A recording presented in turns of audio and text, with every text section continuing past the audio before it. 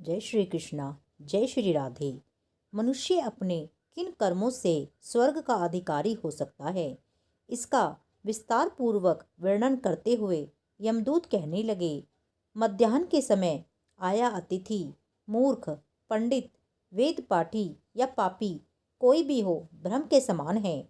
जो रात्रि के थके हुए भूखे ब्राह्मण को अन्न जल देता है, मध्याह्न के समय जिसके घर आता हुआ अतिथि निराश नहीं जाता, वह स्वर्ग का वासी होता है। अतिथि बराबर कोई धन संपत्ति तथा हित नहीं है। बहुत से राजा और मुनि अतिथि सत्कार से ब्रह्मलोक को प्राप्त हुए हैं। जो एक समय आलस्य से भी अतिथि को भोजन करा दे, वह यम द्वार नहीं देखता।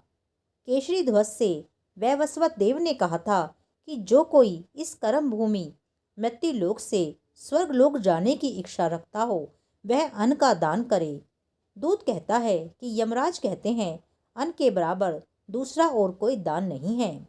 जो गर्मियों में जल, सर्दी में ईंधन और सदैव अन्न का दान करते हैं, वह कभी यम के दुख नहीं उठाते। जो अपने किए हुए पापों का प्रायश्चित करता है, वह नरक को नहीं देखता, और प्रायश्चित न करने वाला मनुष्य नरक में जाता है। जो काया, वाचा और मन से किए हुए पापों का प्रायश्चित करता है, वह देव और गंधर्वों से शोभित स्वर्गलोक को प्राप्त होता है। जो नित्य ही व्रत, तप, तीर्थ करते हैं और जितेंद्रिय हैं, वे भयंकर यम को नहीं देखते हैं। नित्य धर्म करने वाला दूसरे का अन्न, भोजन और दान त्याग दे। नित्य स्नान करने से बड़े बड़े पाप नाश होकर यम को नहीं देखता। बिना स्नान पवित्रता कैसे हो सकती है।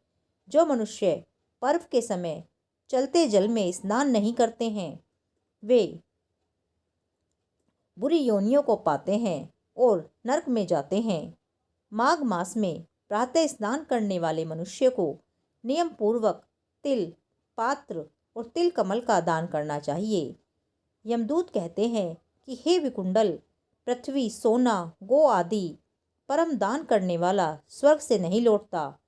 बुद्धिमान पुण्य तिथियों, व्यतिपात, संक्रांति आदि को थोड़ा सा दान करके भी बुरी गति को प्राप्त नहीं होता।